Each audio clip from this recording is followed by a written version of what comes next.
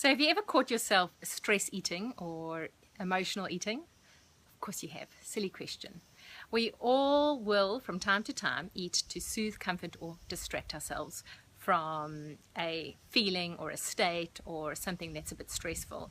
That's probably pretty normal, right? When it becomes a problem is that it's your go-to coping mechanism. So in your reaction to stress or your reaction to an unpleasant emotional state or feeling is to eat.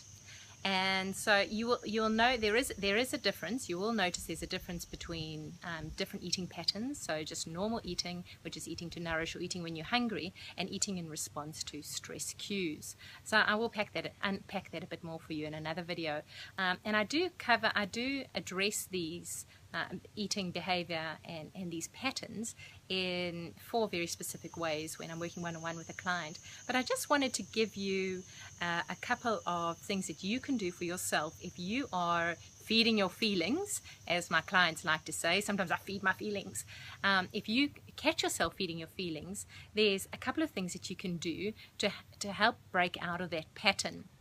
So the first thing you can do is you can catch yourself feeding your feelings. And that's really important because a lot of people are not aware of their own behavior patterns or their eating strategies, right? So they think that they just eat to nourish, or they know that they should eat healthily, and they think, oh, well, I probably eat a bit too much sometimes, or I eat the wrong types of food sometimes. But what they don't actually realize is that they've got certain eating behaviors, and they've got patterns within those behaviors and behavior chains that will trigger more and more eating or eating certain types of food in response to certain situations. So the first thing you want to do is you want to catch yourself. You want to catch yourself out, or you want to identify your eating patterns or your stress eating patterns more specifically. And so we're going to get a bit curious, and I'm going to invite you to get curious without judgment. So just be starting asking yourself, why am I eating, or before you eat, is if you catch yourself eating and you know that you're not hungry, if you just catch yourself and think, isn't this interesting? I'm eating and I'm not even hungry. Let's explore that. So number 1, you catch yourself.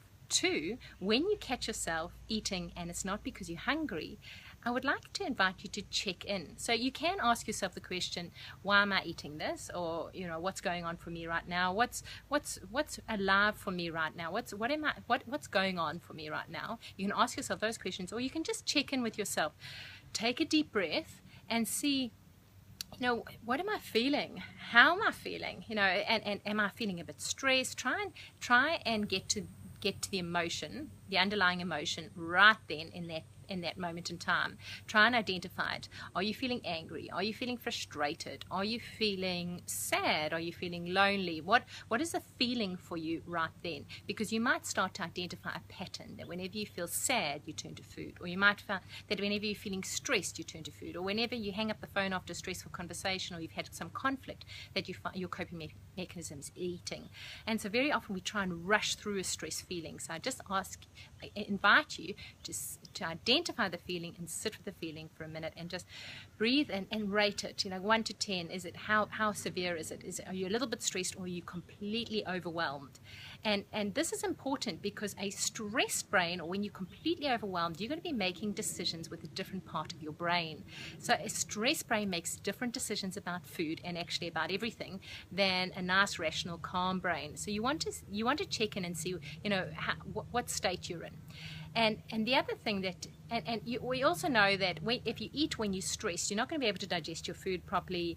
You're also going to want to eat the wrong types of food. If it comes between a choice of apple and apple pie, you're probably going to choose the apple pie. So you want to be aware of that. And you want to be aware of your state before you're making decisions about food. And you'll find that if you're really stressed at that time when you're trying to check in, you'll be like, the voice in your head will say, well, this is ridiculous. Of course I'm stressed, and what's that got to do with anything? And no, I'm not going to do this little la-la stuff. It's not going to make any difference.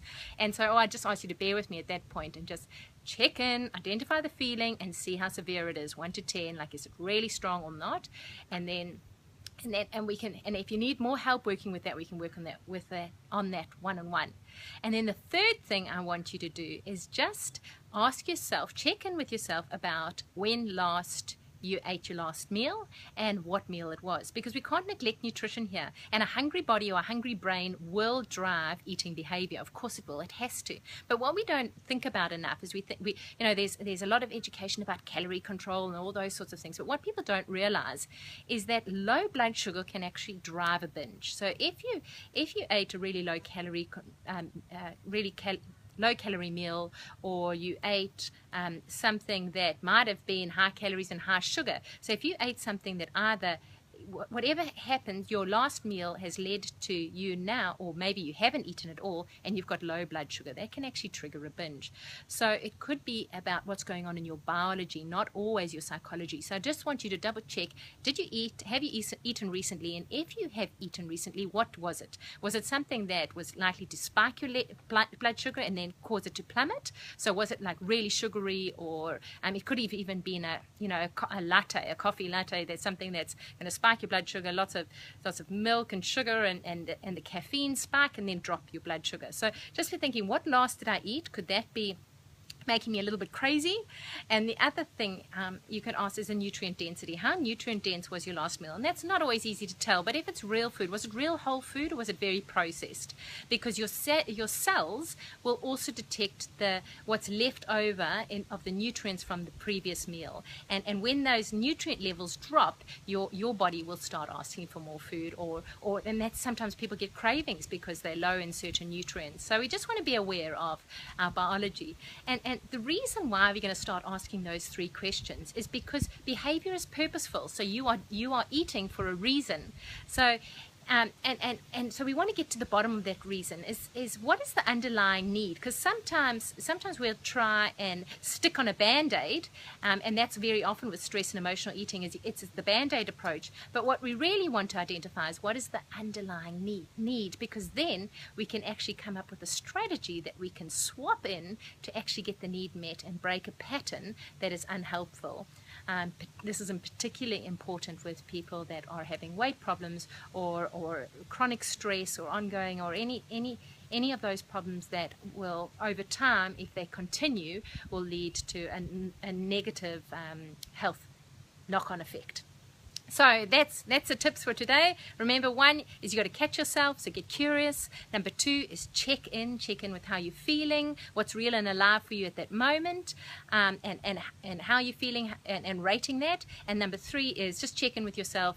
Have you nourished your body? When last did you eat? Those sorts of things. So